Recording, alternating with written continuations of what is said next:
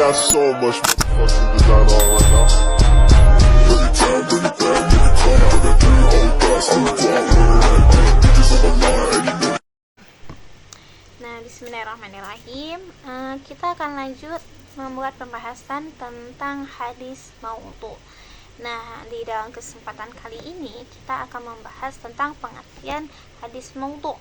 Nah, apakah hadis maudhu itu? Kita sering mendengar kata-kata maudhu, hadis maudhu.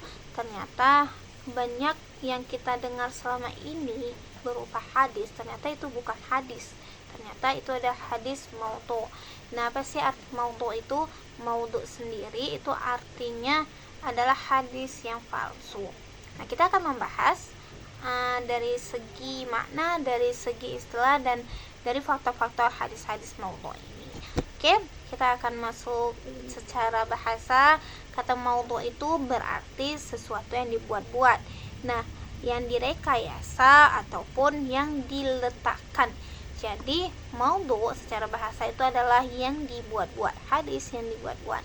Nah, secara istilah, hadis maudhu itu adalah hadis yang dibuat-buat oleh seseorang, tetapi disandarkan kepada Nabi Shallallahu Alaihi Wasallam, seolah-olah Nabi lah yang meriwayatkan hadis tersebut. Nah, sedangkan Rasulullah itu tidak pernah mengucapkan, melakukan ataupun menetapkannya, tapi karena ada seseorang yang menyebarluaskan kabar itu, sehingga yang disandarkan kepada Nabi, sehingga itu menjadi hadis. Nah, apa aja sih kedudukan dari hadis maudhu? Jadi kedudukan hadis maudhu itu sendiri itu bukan berasal dari Rasulullah. Jadi semua yang berasal dari hadis-hadis itu bukan dari Rasulullah, tetapi hanya dibuat oleh seseorang yang mungkin memiliki kepentingan pribadi atau mengasal-ngasal hanya ingin membuat suatu kabar, tetapi beliau menyandarkan kepada Rasulullah. Nah, itu namanya hadis maudhu. Nah, kedudukan hadis maudhu yang kedua itu adalah termasuk hadis yang tertolak atau mardud. Nah, hadis maudhu itu terang-terangan ditolak oleh Rasulullah Sallallahu Alaihi Wasallam.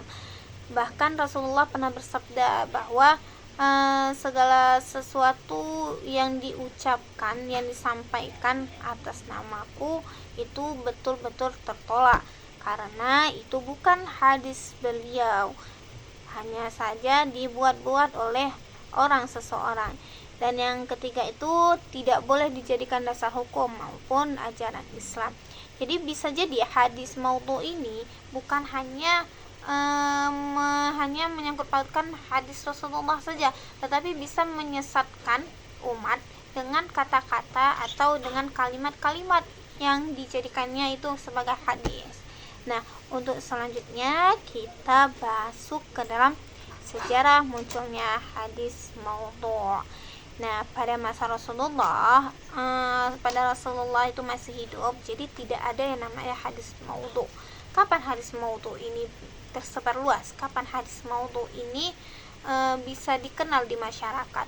Ternyata ketika Rasulullah sudah wafat dan wilayah Islam itu semakin luas, disitulah baru mulai munculnya hadis-hadis maudhu ini. Jadi hadis palsu ini tidak ada pada masa Rasulullah, karena para sahabat itu dapat langsung memastikan kebenarannya kepada Rasulullah. Ketika ada yang mengganjal, mereka itu bisa langsung datang kepada Rasulullah dan menanyakan apakah hadis ini benar, apakah hadis itu salah.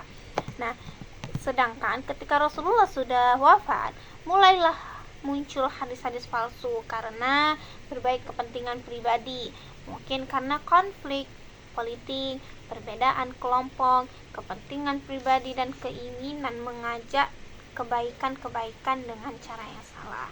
Nah, dengan adanya hadis maudhu ini menimbulkan faktor-faktor penyebab tersebar luasnya hadis maudhu ini sendiri.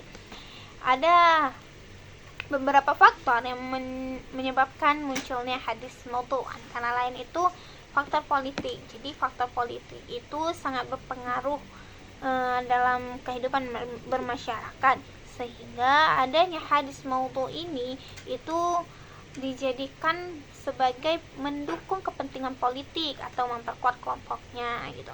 Jadi hadis ini sebagai simbol atau jadi landasan mereka untuk menarik suatu keuntungan dalam politik mereka.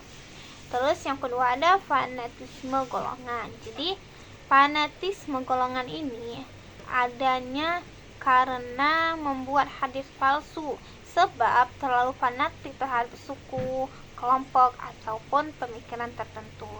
Nah, jadi karena seseorang itu terlalu tidak suka atau fanatik terhadap suku sehingga mereka itu semudahnya mengeluarkan hadis-hadis palsu untuk kepentingan golongan mereka.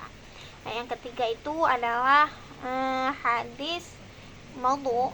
Penyebabnya itu adalah kepentingan pribadi. Sebagai orang yang membuat hadis palsu itu pasti untuk memperoleh kedudukan, keuntungan ataupun perhatian masyarakat. Dengan adanya itu mungkin nama mereka bisa naik atau nama mereka itu bisa terkenal di masyarakat pada masa itu. Nah, yang keempat itu adalah niat mengajak kepada kebaikan dengan cara yang salah. Nah, hadis-hadis yang disebutkan mereka itu adalah hadis palsu, meskipun di dalamnya itu ada kebaikan-kebaikan, ucapan-ucapan yang baik. Tetapi walaupun itu benar, itu bisa saja itu tetap salah dengan cara yang salah. Jadi mengajak kebaikan dengan cara yang salah, dengan mengatasnamakan Rasulullah, itu sangat-sangat kesalahan yang besar. Karena Rasulullah sendiri tidak pernah mengungkapkan, tidak pernah mengucapkan, memperlakukan apa yang disampaikan mereka dalam hadis-hadis maudhu tersebut. Nah, jadi itu adalah penyebab-penyebabnya kenapa hadis maudhu itu bisa beredar luas sampai sekarang ini. Bahkan sekarang ini juga kita banyak mengetahui hadis-hadis maudhu kan, seperti hadis an-nazafatu minal iman. Ada yang mengatakan itu adalah hadis, padahal itu bukan hadis. Itu bisa dimasukkan dalam hadis maudhu. Seperti kata hadis la yamassuhu ilal mutahhirin, gitu. Ataupun ada hadis-hadis yang lainnya itu yang dikatakan hadis, ternyata ketika kita dikaji ternyata itu bukan hadis dari Rasulullah, tetapi itu adalah hanya sebagai kata-kata dari bahasa Arab.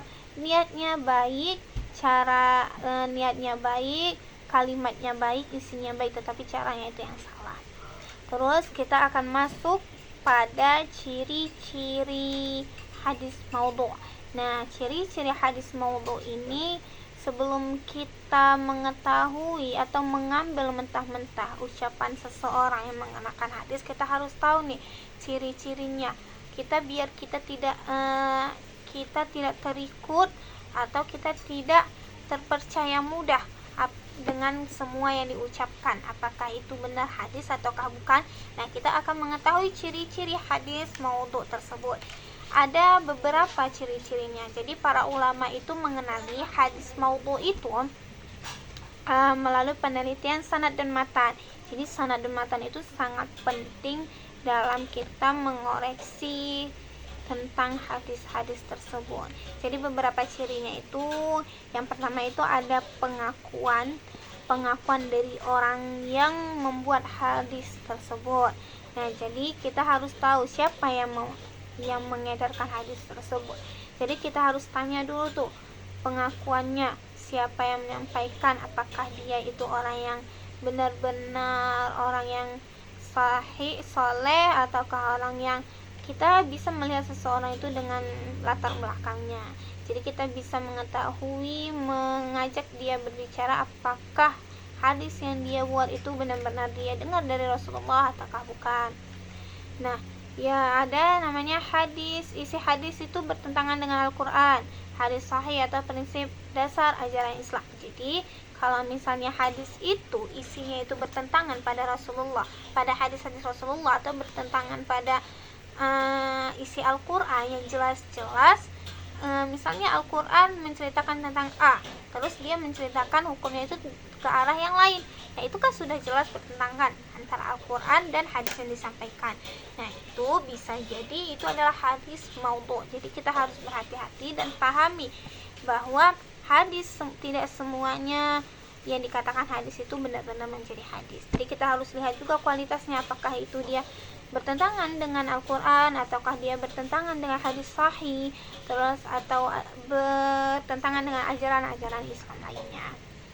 Nah, kita juga mengetahui ciri-cirinya itu dari sanadnya.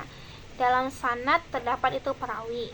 Nah, perawi itu dikenal sebagai orang yang adil, yang tidak pernah berdusta. Tetapi di dalam hadis yang dia sampaikan itu ternyata hadisnya, perawinya itu adalah sebagai pendusta atau tidak dipercayai keabsahannya. Jadi dengan adanya riwayat-riwayat atau perawi-perawi yang disebutkannya itu ciri-cirinya seperti itu sudah menandakan bahwa itu adalah hadis palsu atau hadis maudhu. Nah, dalam bahasa atau isi kita juga bisa mengenali hadis itu benar atau tidak. Jadi kalau misalnya dalam hadis itu ada kata atau isi yang berlebihan dan tidak sesuai dengan prinsipnya Rasulullah, tidak sesuai dengan ucapannya Rasulullah, kepribadiannya Rasulullah, itu bisa jadi hadis itu adalah hadis maudhu. Nah, jadi penetapan suatu hadis itu sebagai dia maudhu tidak dilakukan sembarangan, karena kita dapat menyebabkan suatu yang sangat beresiko ketika kita menyampaikan suatu hadis. Kita menyampaikan segala sesuatu itu yang kita sebutkan itu berdasarkan atau bersumber dari Rasulullah SAW. Nah, yang terakhir kita bahas tentang kedudukan hadis maudhu. Kedudukan hadis maudhu ini adalah kedudukan yang paling lemah dari semua hadis-hadis yang ada. Hadis maudhu ini kenapa dia dikatakan hadis? Nah, ternyata hadis itu secara bahasa itu adalah khabar atau berita. Nah, tetapi berita ini dikenal sebagai hadis maudhu. Jadi hadis maudhu ini tidak boleh dijadikan dasar hukum Islam, landasan akidah ataupun dalil syariat. Jadi Rasulullah SAW itu memberikan peringatan keras. Beliau pernah bersabda, barang siapa yang sengaja berdusta atas namaku, maka hendaklah ia menempati tempat duduknya itu di neraka. Nauzubillah min dzalik ya, karena hanya menyebutkan suatu berita yang kita sandarkan kepada Rasulullah itu ternyata pengaruhnya sangat besar. Selain memperburuk umat, mengotori nama Nabi Muhammad SAW, ternyata kedudukan kita itu tidak jauh beda dengan ahli-ahli neraka. Oke, jadi untuk pembahasan kali ini hanya sampai di sini aja. Semoga kita bisa membedakan mana dia hadis maudhu, mana dia hadis yang benar-benar hadis Rasulullah SAW. Oke, selamat jumpa. Baik, kita tutup pembahasan kita kali ini. Sampai jumpa lagi di video pembahasan selanjutnya. Assalamualaikum.